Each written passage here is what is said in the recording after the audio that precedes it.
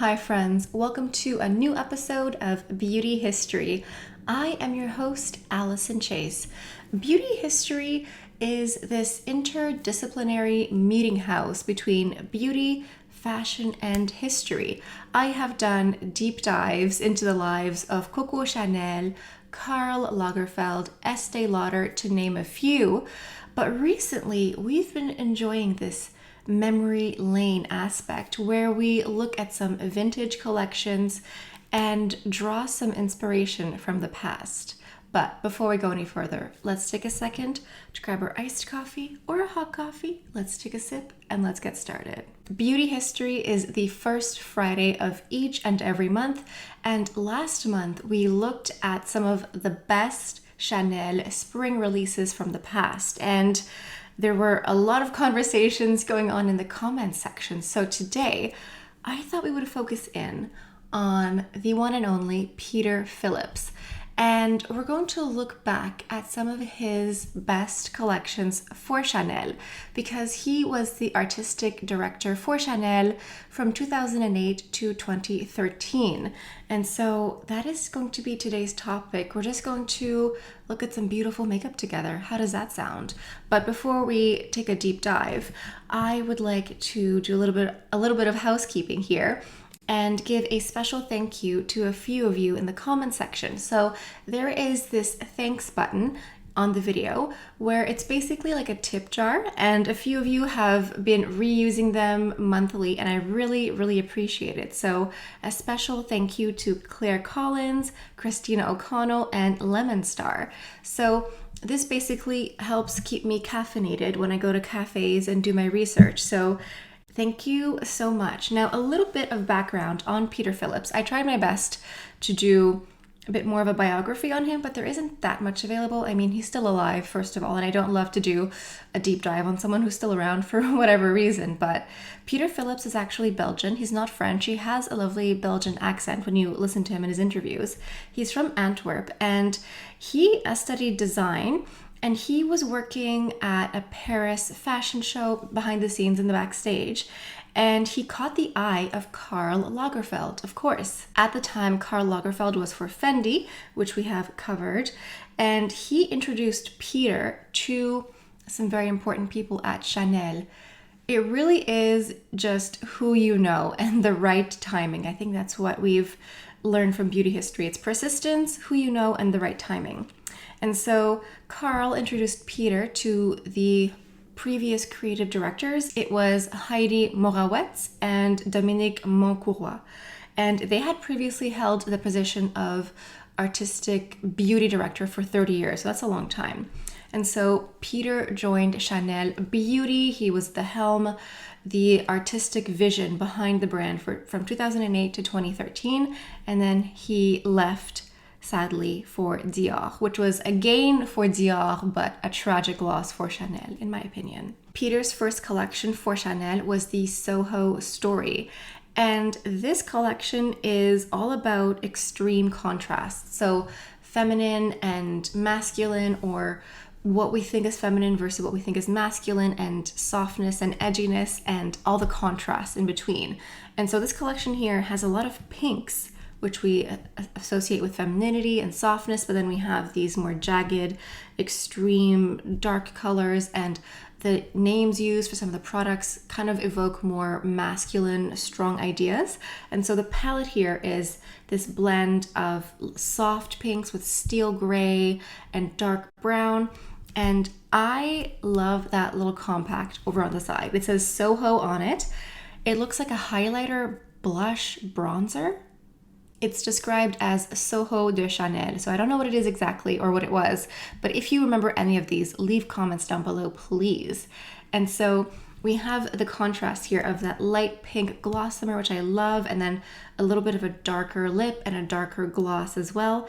And the nail polishes here, those look beautiful. We have steel and strong, so you get that contrast with the soft pink lip and soft pink eye. It's really quite lovely. It's quite something. And I love a nail polish, of course, and I love a dark nail. And I feel like Chanel used to have better dark nail polishes that were not quite black. They had a little twist, a little light reflection. And so this, I think, was very successful. I think Peter Phillips was quickly dubbed the golden boy of Chanel because he came out so strong and he had such a cohesive vision. It was a very strong, clear vision in mind of what everything was going on. Like everything was just so clear and so precise, and I'm a big fan of Peter Phillips. Skipping ahead to fall 2009, this is the Venice collection. Interesting. Now I remember this palette here because I had a client come in when I was working for the brand who was talking about a makeup artist who had done her makeup, and she had this little palette and like a little triangle with highlighter, and I was trying to figure out what it was. It was this, like the makeup artist had been using it for some time and kept it in her collection, but it was discontinued. I think this was a permanent or a limited edition item, and so it was long gone. But the Venice collection here, theatrical, I think dramatic, I think Renaissance, I think historic, but also fragile at the same time because of the water situation. And so you get a bit of balance where you get that darkness with the colors and a bit of lightness at the same time.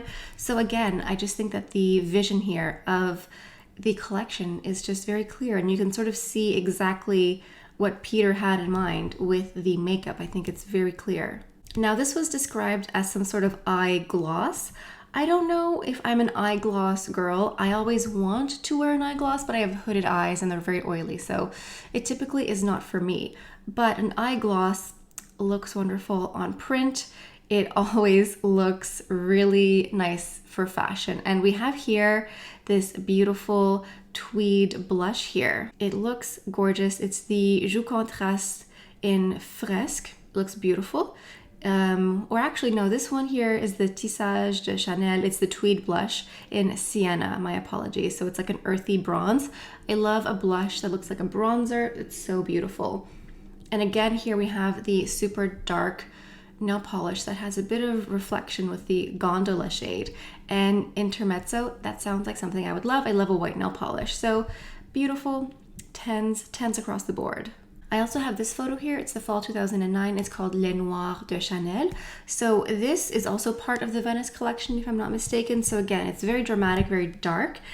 And if you look closely, the lipsticks and the nail polishes match. I love how extra that is. I love when I can coordinate my lipstick to my nail polish. Ooh, so extra, so fresh. I love it. I deeply appreciate that level of detail.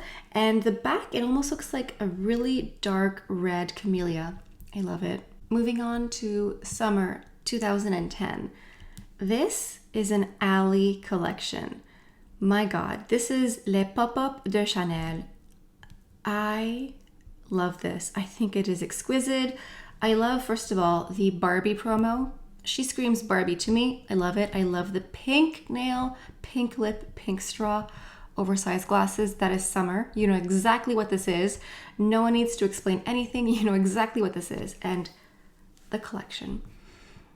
I love it. I love all of it. I love that everything looks like a popsicle. It looks like a popsicle in the sand. That's what I think of, and it's screaming summer. It's working for me.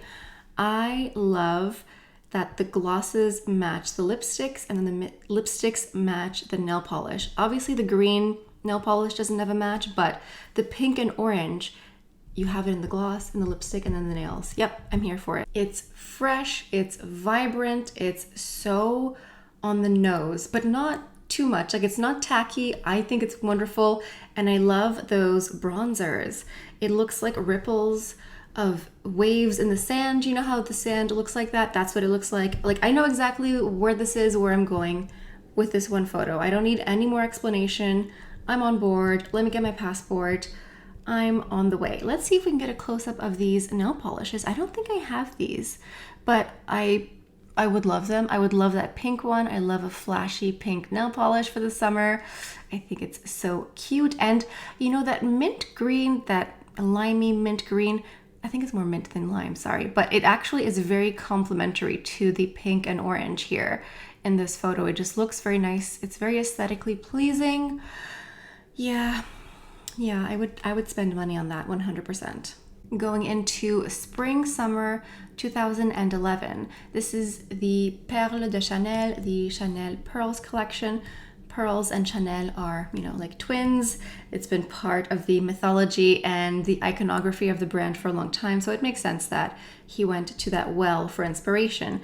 And you can sort of see that it reflected in the makeup here because, first of all, we see the 5 shadow palette. I used to love those 5 shadow palettes that Peter Phillips would do, but pearls have that pearlescent finish. They have lightness, they have a little bit of darkness, and we can sort of see this in the eye makeup, but also the nail polishes as well. And so the 3 nail colors here, Pearl Drop, Black Pearl, and Pêche Nacrée, would have all had that pearlescent finish to them. And I think Black Pearl was extremely popular. I remember people talking about that one a lot. And now the powders that they used to come out with, usually, like Chanel has greatly improved their powder highlighters. Oftentimes their powder highlighters were just sort of like a face powder. They didn't really have a highlighting effect. So I don't remember this one exactly, but this eyeshadow palette looks lovely. I like that it has reflection. None of them really look matte. They kind of all look like they have a satin finish, and you get from light to dark. You have the whole spectrum here, so it looks really lovely. I imagine that the last 2 are quite dark, but you could mix it up with some of the lighter. One looks like more yellow base, one's more peachy, and that purple center shade. Very nice. Now the glossomers here, I think it's only 2 colors, a light and then a red. I don't know if I love those ones there, but I definitely love the 5 shadow palette. That looks lovely. It looks extremely multi-use. I think you could get tremendous amount of wear from that one there. It looks quite lovely. So again, if you remember any of these collections, leave comments down below. If you still have them, also leave a comment. Now I have this one here. This is the summer 2011. So obviously we've seen confusion recently with some of the releases. I guess it isn't that new, but this is the Chanel Summer 2011. This is the Aquarelle collection. This looks lovely. Also, look at how concise it is. It's so tiny, so precise. I love that. We have this beautiful quilted highlighter.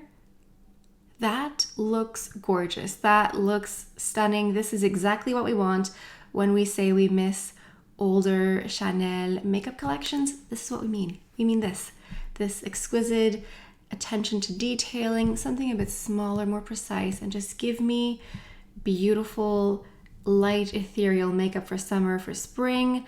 And yeah, I love the stripe. It looks more light golden, and then you have like a yellow golden and a little bit more peachy. It must have been absolutely gorgeous on the cheeks. And then 2 other blushes. They look really lovely, a nail polish and a lipstick. They also had a single eyeshadow with this collection here. It's interesting, the contrast again of the light peachy colors with a single black shadow.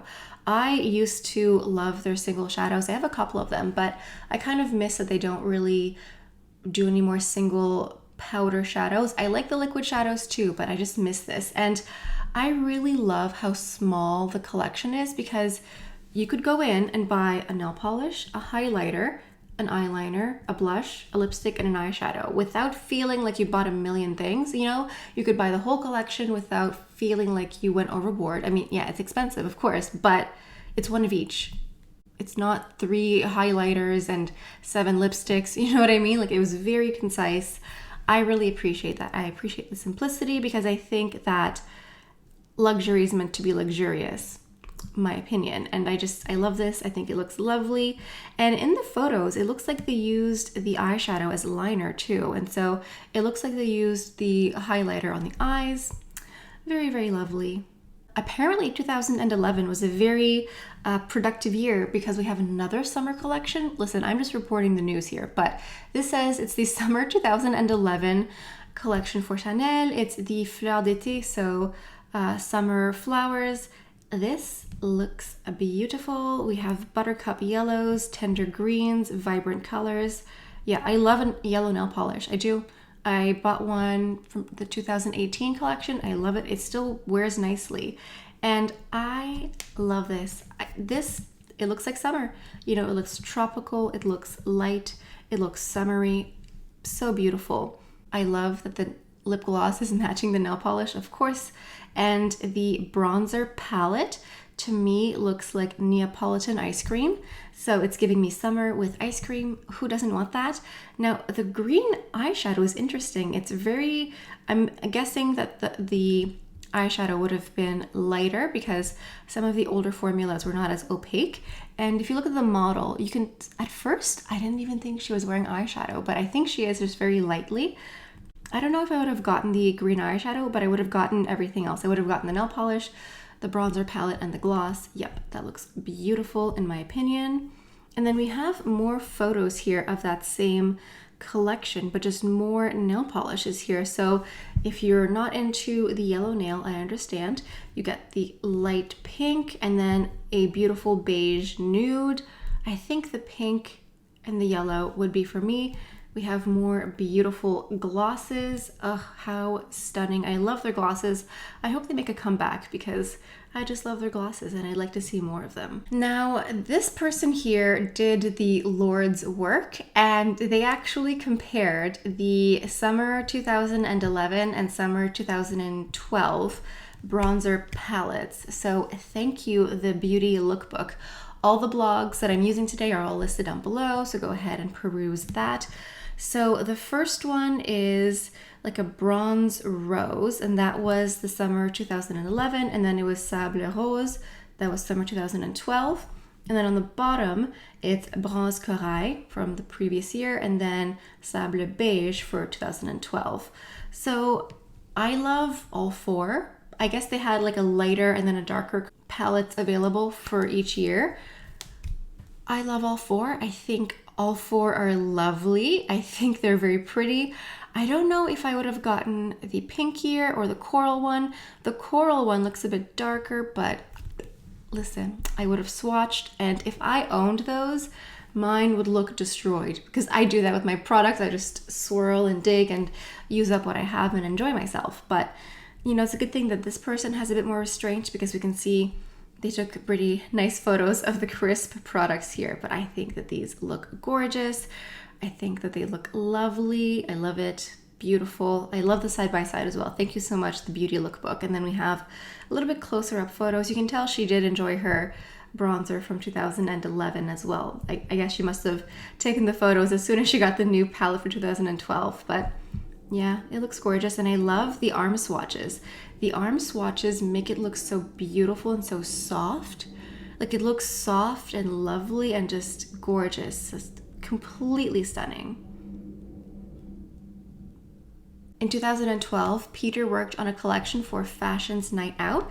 This is no longer happening, but this was an event that Anna Wintour of Vogue magazine would do, and it was an annual party / sale for the fashion industry during the early 2000s recession.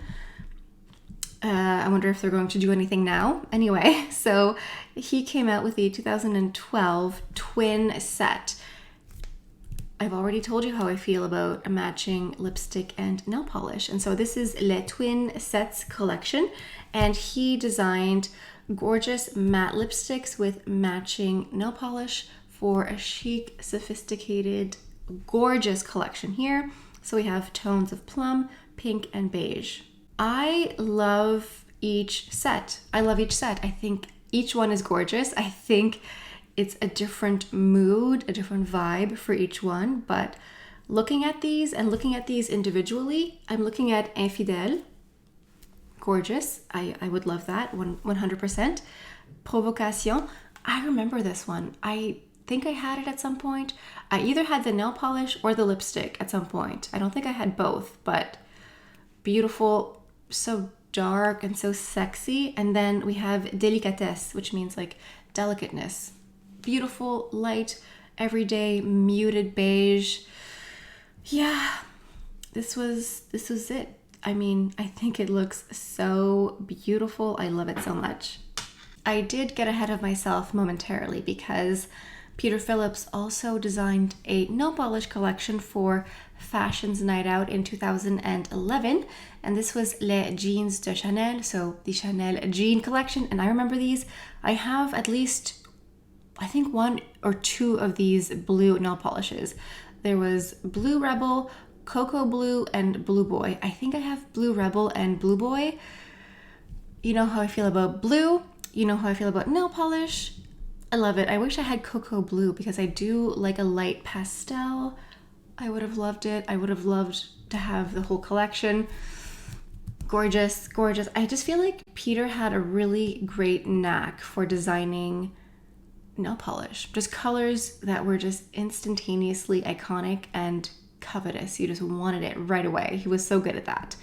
And now we are nearing the end of the video, and I have one last collection I want to share with you. One last, and I'm just going to show you this photo here. Summer 2013. If this is not an alley collection, I don't know what is. Again, I love blue. I love the matchy-matchy. I want to do this. I probably could do this with what I have, but like, look at this. Let's have a look. L'été papillon de Chanel. So the summer butterfly collection here. I remember this. My goodness. Absolutely stunning. I love the vividness. I love the blues. Again, you wouldn't even have to tell me which seasonal collection this is. I know right away. You know right away. This isn't a holiday collection. This is summer. It screams summer. You can just tell right away. And I actually really loved those stick shadows. They had this really cool cooling effect. When you would apply it on the eye, it actually felt kind of cool. It was very bizarre, but it actually felt really nice. And the shades were so stunning, all blues. I didn't mind.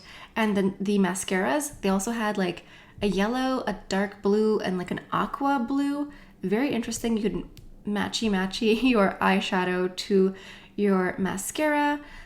The nail polishes, the glosses. Obviously, they didn't have blue gloss or lipstick, but they had some other fun colors, you know, like the vivid corals and the beautiful shades.